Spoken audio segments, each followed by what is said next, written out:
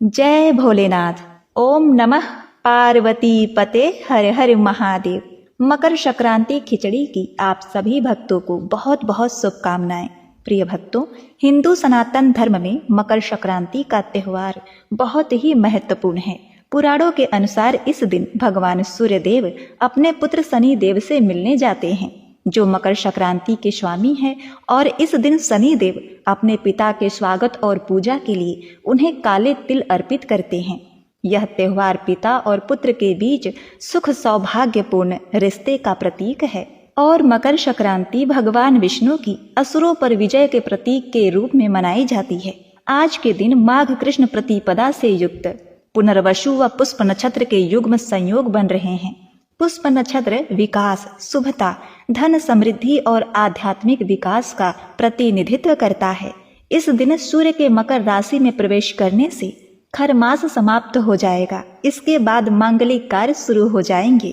तो प्रिय भक्तों, मकर संक्रांति का पुण्य अर्जित करने के लिए कृपया कथा को पूरा सुने और कमेंट बॉक्स में श्री सूर्य भगवान की जय लिखकर वीडियो को लाइक जरूर करें। हे कृपा निधान भोलेनाथ, इस कथा को पूरा सुनकर आपके चरणों में शीश नवाने वाले अपने सभी भक्तों की मनोकामनाएं पूर्ण करना। ओम गंग गणपतये नमः। तो प्रिय भक्तगणों, सूर्य नारायण तथा शिव जी के चरण कमलों का ध्यान करते हुए आइए कथा का रसपान करते हैं।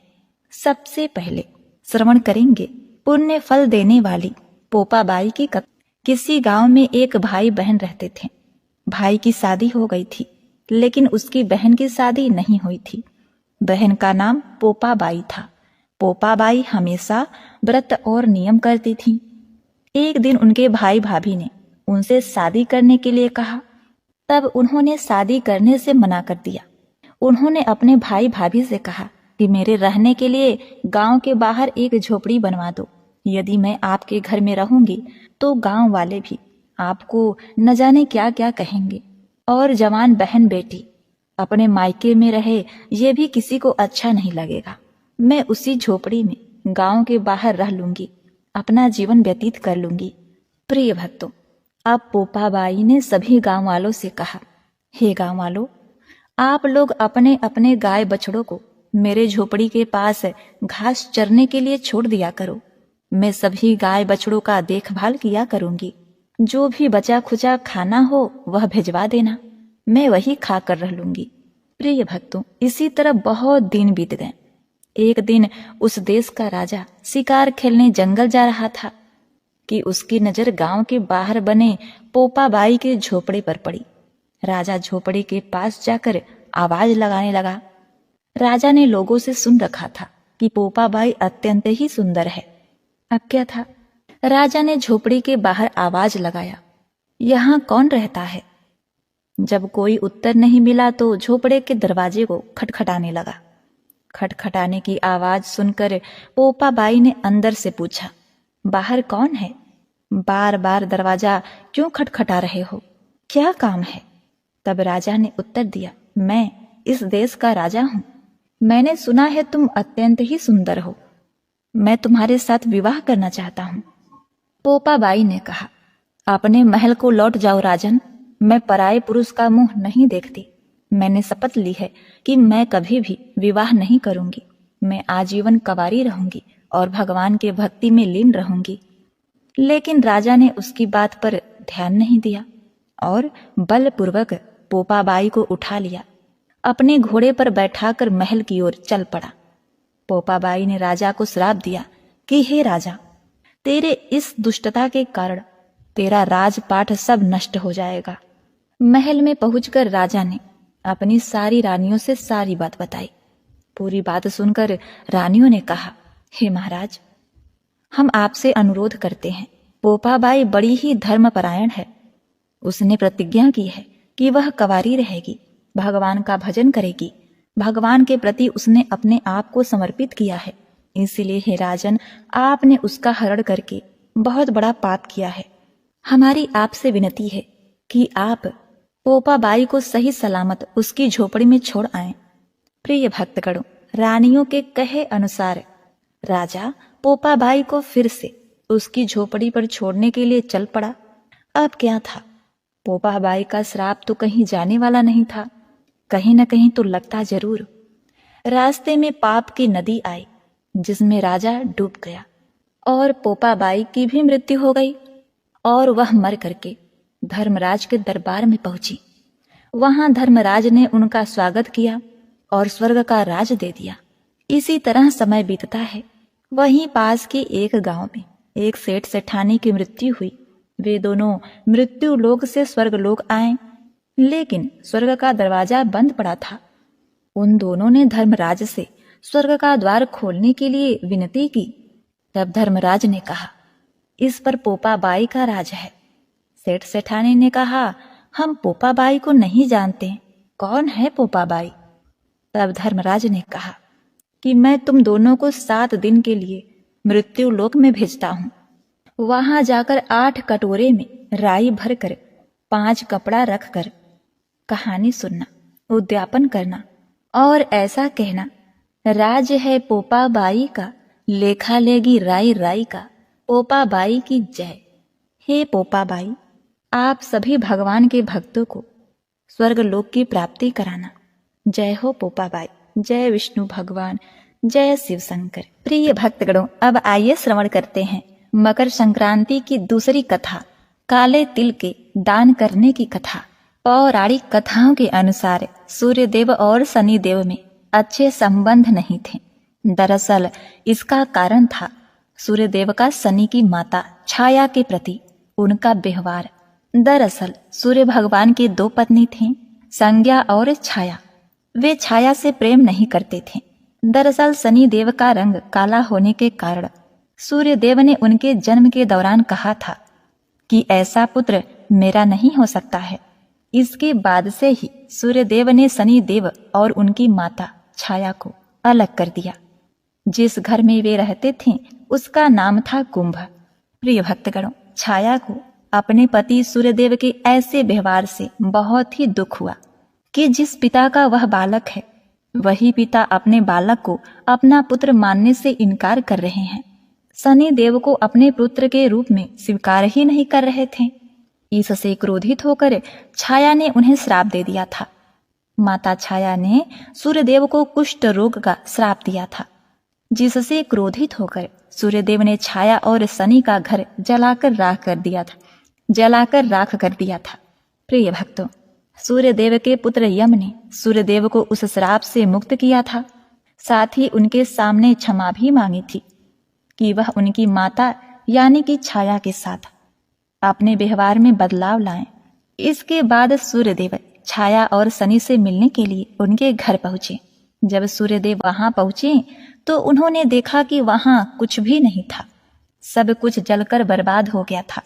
इसके बाद शनिदेव ने काले तिल से अपने पिता का स्वागत किया था। शनिदेव के ऐसे व्यवहार से प्रसन्न होकर सूर्यदेव ने उस दिन उन्हें नया घर दिया, जिसका नाम था मकर। इसके बाद से ही शनिदेव 2 राशियों कुंभ और मकर के स्वामी हो गए। शनिदेव के इस व्यवहार से प्रसन्न होकर सूर्यदेव ने उन्हें यह भी कहा था कि जब भी वह मकर संक्रांति के मौके पर उनके घर आएंगे तो उनका घर धन धान से भर जाएगा, उसके पास किसी भी वस्तु की कमी नहीं होगी। साथ ही यह भी कहा कि इस दिन जो भी लोग मकर संक्रांति के मौके पर मुझे काले तिल अर्पित करेंगे, उसके जीवन में सुख समृद्धि आएगी। इसीलिए मकर संक्रांति के मौके पर सूर्यदेव की पूजा में काले तिल का इस्तेमाल करने से व्यक्ति के घर में धन्य धान की कोई कमी नहीं रहती। तो प्रिय भक्तगणों, आप लोग भी इस दिन काले तिल का दान करें। काले तिल को पानी में डालकर स्नान करें, जल में काले तिल को डालकर सूर्य भगवान को अर्पित करें। निश्चित ही आपके दुख दारिद्र का नाश होगा, आपका स्वास्थ्य भी बहुत ही अच्छा रहेगा। एक बार प्रेम से बोलिए, सूर्य भगवान की जय, शनि महाराज की जय। अपने सभी भक्तों पर कृपा दृष्टि बनाए रखिएगा भगवान। ओम सूर्य देवाय नमः। ओम नमः शिवाय। हर हर गंगे। प्रिय भक्तों, आप श्रवण करेंगे गंगा स्नान की कथा। गंगा स्नान कथा के अनुसार माघ स्नान का पर्व था। गंगा के घाट पर श्रद्धालुओं की भारी भीड़ थी और उसी दिन भोलेनाथ माता पार्वती को साथ में लेकर पृथ्वी पर भ्रमण के लिए निकले थे। वे अपने प्रिय नगरी काशी की ओर प्रस्थान किए हुए थे। तभी आकाश से गुजरते समय माता पार्वती की नजर भीड़ की ओर गई। पार्वती जी ने इतनी ज्यादा भीड़ का कारण शिव जी से पूछा। शिव जी ने बताया, हे देवी, आज से माघ माह स्नान का पर्व आरंभ हो चुका है। इस माघ माह में स्नान करने वाले लोग स्वर्ग को जाते हैं। उसी लाभ के लिए इतने सारे श्रद्धालुओं की भीड़ जमा हुई है। प्रिय भक्तगणों, पार्वती जी का भीड़ को देखकर कौतूहल तो शांत हो गया, लेकिन उनके मन में एक सवाल भी आया। तब उन्होंने भोलेनाथ से पूछा कि हे भगवान, हे भोलेनाथ, गंगा स्नान करने वाले ये सारे लोग स्वर्ग चले गए तो क्या होगा? स्वर्ग में इतना स्थान कहाँ है प्रभु?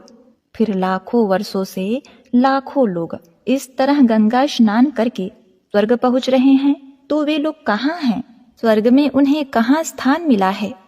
देवी भगवती के इस सवाल पर भोलेनाथ ने कहा, हे देवी, शरीर को गीला करना एक बात है, लेकिन स्वर्ग प्राप्ति के लिए तो मन की मलिनता को धोना बहुत ही आवश्यक है। तब माता पार्वती ने पूछा कि यह कैसे पता चलेगा प्रभु कि किसने शरीर धोया है और किसने मन को पवित्र किया है? शिव जी ने बताया, हे पार्वती, यह उनके कर्मों से समझा जाता है। प्रिय भक्तगणों, पार्वती जी की शंका अब भी नहीं मिटी।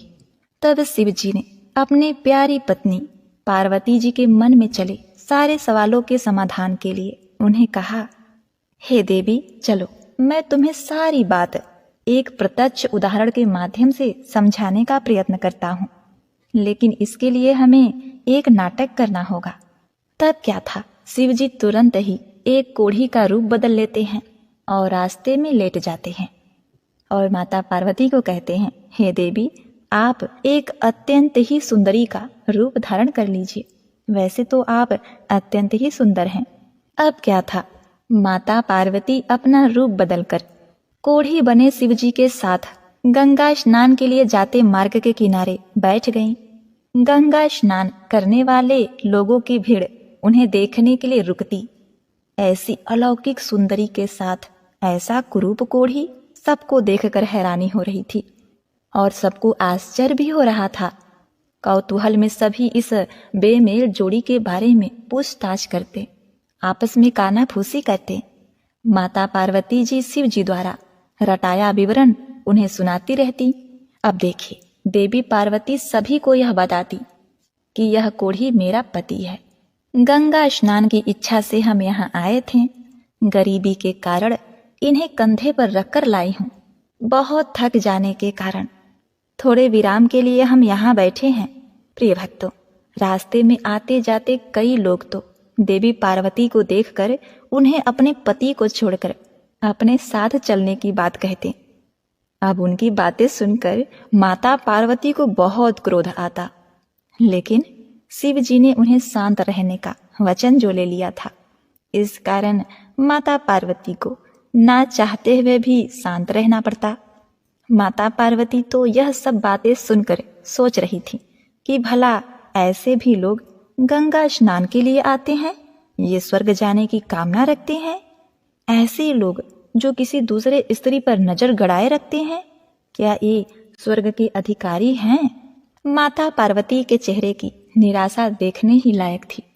भोलेनाथ और माता पार्वती का यह क्रम शाम तक चलता रहा। तभी एक सज्जन पुरुष वहां पर आए और उन्होंने पूछा, हे देवी, आप यहाँ पर क्यों बैठी हैं?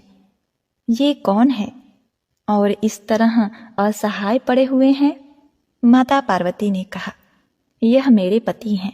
हम लोग गंगा स्नान के लिए आए हैं और हम यहाँ पर बैठकर विश्राम कर रहे हैं। विश्राम करने के पश्चात हम गंगा स्नान करेंगे। प्रिय भक्तों, इस तरह पार्वती जी ने रटा रटाया विवरण उन्हें भी सुना डाला।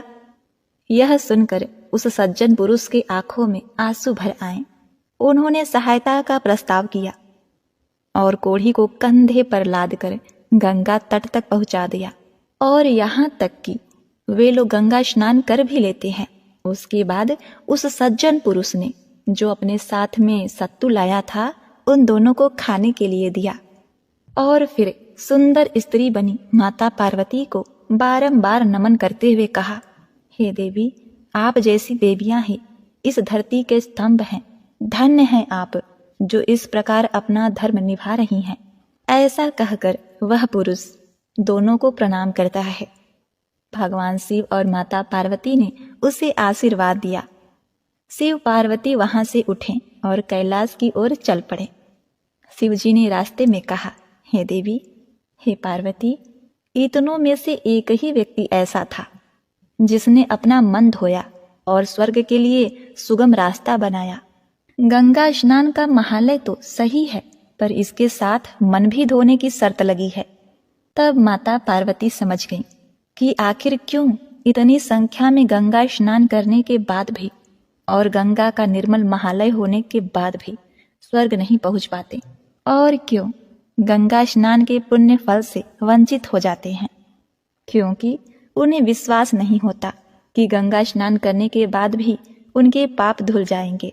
गंगा स्नान करने तो सभी जाते हैं, किंतु शुद्ध मन लेकर बहुत कम लोग जाते हैं। राह चलते किसी स्त्री को देखकर उनके मन में उसके प्रति आकर्षण पैदा होता है, यह तो पाप है। किसी असहाय को देखकर उससे किनारा कर लेते हैं। इतने सारे पाप मन में लेकर भला गंगा स्नान करने का फल कैसे मिल सकता है। जो लोग धर्म, कर्म, पुण्य और दान करते हुए गंगा जी में स्नान करते हैं, उनके पाप स्वतः ही मिट जाते हैं और उन्हें स्वर्ग की प्राप्ति होती है। इसीलिए गंगा स्नान करने से पूर्व अपने मन को शुद्ध और निर्मल करना अत्यंत ही आवश्यक है, और उसके साथ ही दान पुण्य अवश्य ही करना चाहिए। फिर तो गंगा स्नान करने के बाद उसके लिए स्वर्ग के दरवाजे खुल जाते हैं। एक बार प्रेम से बोलिए, हर हर गंगे पार्वती पते, हर हर महादेव।